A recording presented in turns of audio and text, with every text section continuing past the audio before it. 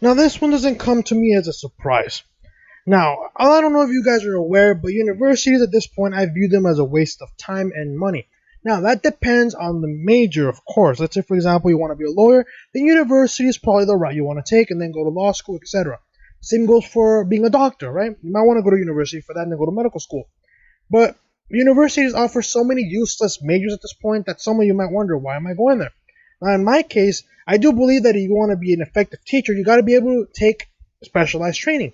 Now, my university offers specialized training in terms of adolescent development because we actually do a lot of I would say a lot of hands-on, not literally, of course, but actually that's the wrong phrase that I don't want to use that I shouldn't be using.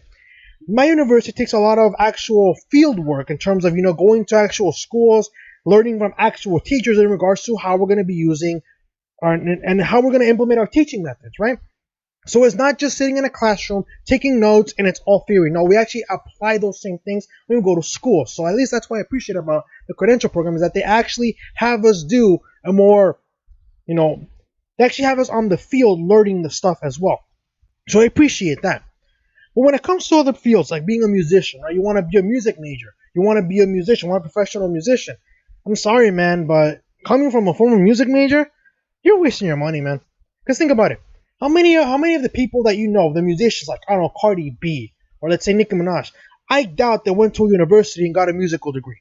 I doubt they got that. And if they do, I guess I'm wrong, right? But like I said, a lot of people in Hollywood, a lot of musicians in Hollywood, many of them didn't even go to college to become that famous.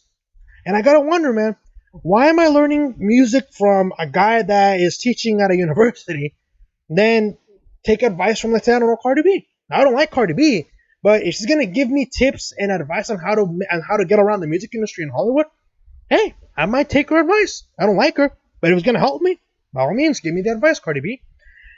But again, nowadays universities, as Candace Owens like to say, are leftist indoctrination centers. They're just everyone thinks alike. If you disagree, then you're going to be removed from the class. And Iowa is no different. Iowa professor apparently is now saying that if you do not believe their woke ideologies, you're going to be dismissed from the class. And I think that's very frightening.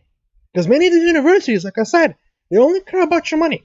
In my case, my university, I actually wrote a very lengthy email to my president of the university, telling them how if you really think helping these students financially is a good thing, then you should consider taking away these fees that I'm paying for when I'm not going to be using these services, such as student union fee, ASI fee, facility fees, which is a bunch of nonsense because I'm not even going to be on campus anyways. And the response from my university was, unfortunately, we cannot change those fees because if we do take them away, it's going to result in the loss of people's jobs. Well, I don't know why I'm paying a custodian to clean up a university facility if the university isn't even is already clean. No one's walking in, no one's walking out, no one's using the toilets, no one's using the sinks. So why am I paying a custodian to do a job that, first of all, cannot be done unless someone actually gets the place dirty? I don't know, man. I don't know. But like I said, many universities only care about money. They only care about money. In many cases, if you are dismissed from the class, some universities will refuse to refund you the money, which I think is very stupid because some professors they say, well, we have a right to remove you from the class. And in this case, this professor is using the guise of of the guise of being intolerant to remove you from the class, and I think that's very wrong. But like I said, man, my kids not going to university unless you're going to be going to university to become doctors or lawyers. I'm sending them to a trade school, welding, mechanics, right? Be a mechanic for that matter. Learn a trade. Not go to university to become an art major, sweetie. I'm sorry. And I get it, sure. I get it. You might think, oh, Carlos is so cruel. He doesn't want to support his kids' dreams. I'm sorry, man. But if my kid's going to be wasting thousands of dollars on an art degree, he's paying for everything. I'm not gonna give him any money. I'm not. I'm not. If my kid is dumb enough to become an art major, that's their problem, man. They're adults, sure, but I'm not gonna hash out the money for that. Now, if they want to become doctors, sure. Now, you best believe I'm going to be very involved in them actually becoming a doctor, because again, people lie. I'm not. If my kid says, "Hey, Dad, I want to become a doctor," and next thing you know, I find out that he's actually learning to be an art major, you best believe that I'm going to start supporting his needs, because I'm not going to support. I'm not going to pay money for it to be an art major. I'm not. I'm not going to have my son be a 35-year-old loser still living at his parents' house. No, I want my son to be someone productive. Same goes for my daughter. I'm sorry, sweetie. And again, this is what I would tell my daughter. I would tell my daughter, I'm sorry, sweetie. I understand you want to be a musician, but there's a lot of people in Hollywood who do not have music degrees who are making millions of dollars. You can go ask Cardi B, you can go ask Nicki Minaj, you can go ask Taylor Swift. A lot of them don't even have music degrees and they're making millions. Meanwhile, you're here wasting your time, wasting your money, learning from a guy who's not even in the Hollywood industry. Okay, so you should put your money somewhere else, sweetie.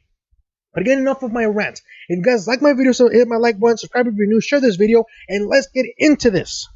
Iowa Professor Syllabus. You will be dismissed if you oppose pro-choice or Black Lives Matter positions. A professor of English at Iowa State University issued a syllabus for a class asserting that any student who opposes the pro-choice perspective or the Black Lives Matter movement will be created grounds for dismissal from the classroom. Well, I would have gladly taken that as a badge of honor because I do not support the Black Lives Matter movement. You guys already know that. Chloe Clark gave a warning on the syllabus for her English 250 class, which was obtained by Young America's Foundation from an anonymous source who wished to avoid retribution for giving it to YAF through YAF's campus bias tip line, as Kara Zupkis of YAF noted.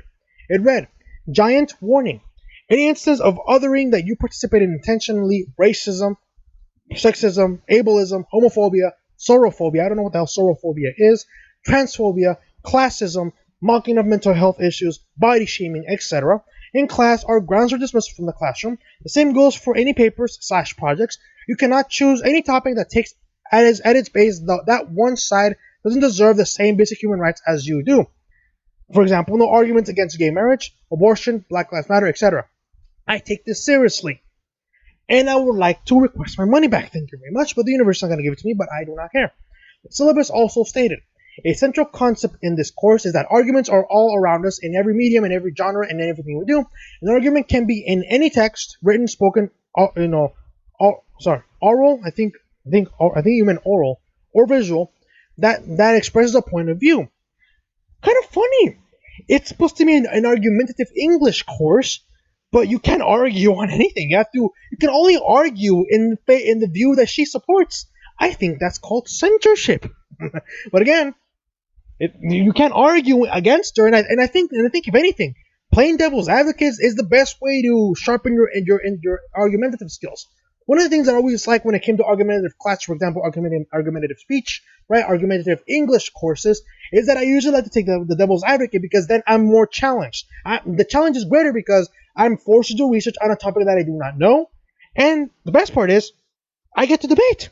That's awesome, right? That's why I like to play devil's advocate in many cases, because I get to challenge my way of thinking, but at the same time I also get to, I get to work harder to propose an argument that I'm not very familiar with.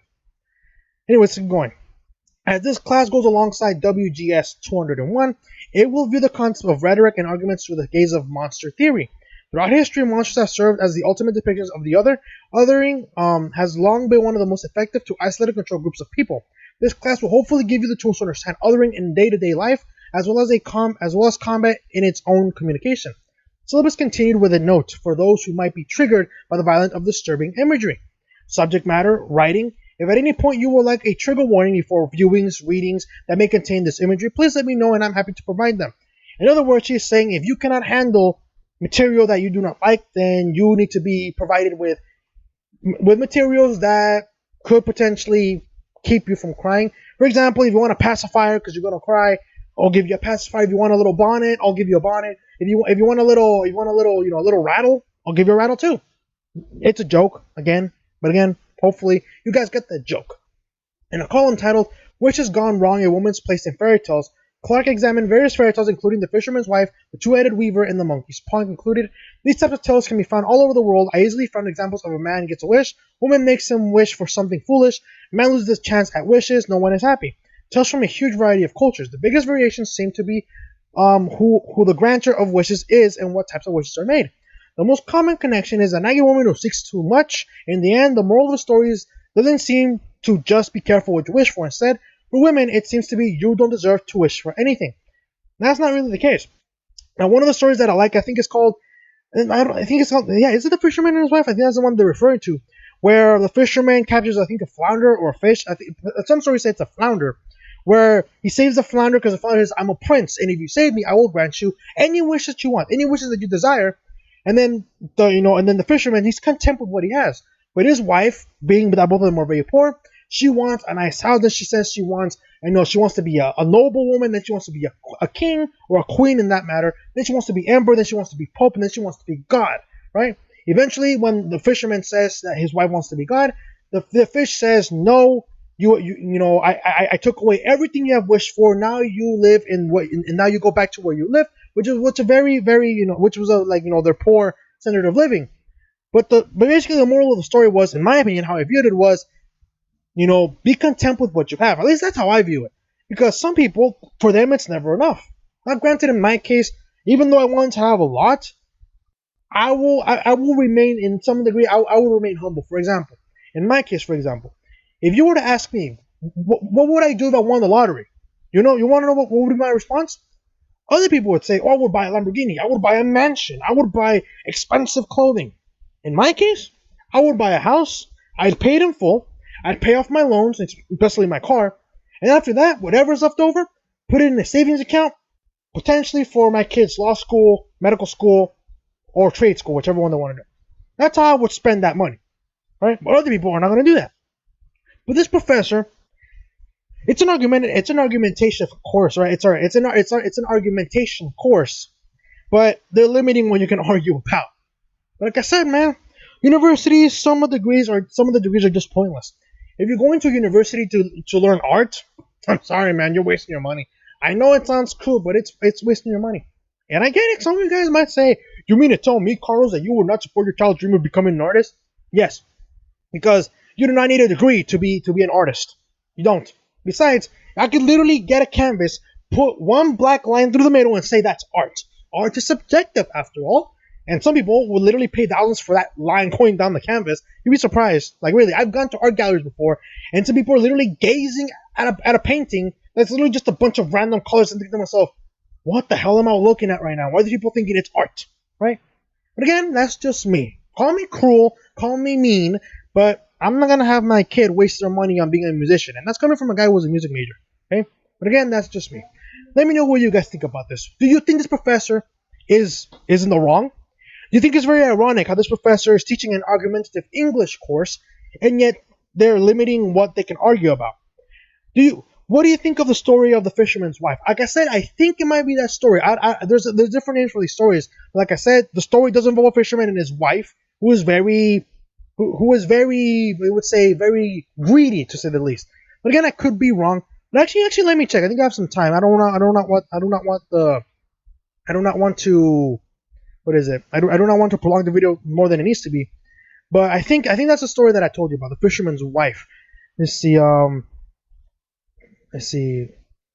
I think it might be that one. I don't think it is, but I think it could be that one. Let's see. Yeah, I think one. Yeah, I think it's basically the synopsis. There's a poor fisherman who lives with his wife in a hobbit by the sea. One day the fisherman catches a fish which claims to be an enchanted prince and begs to be set free. The fisherman kindly releases it.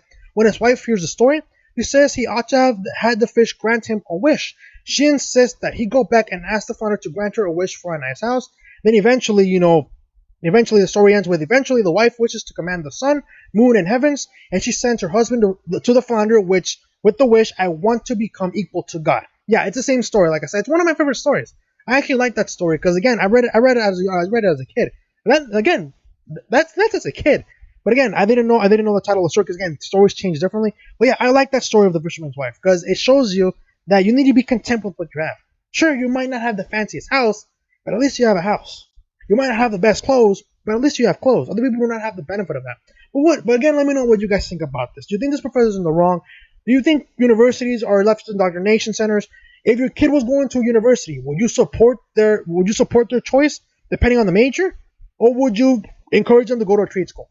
Let me know what you guys think in the comment section below. Like I said, like, subscribe, share the video, and I'll see you guys in a bit to the DNC convention. Or I don't know why I say DNC convention, but the Democratic National Convention apparently is not getting a lot of attention. People don't care. I don't blame them, but hey, that's just me. I'll see you guys in a bit.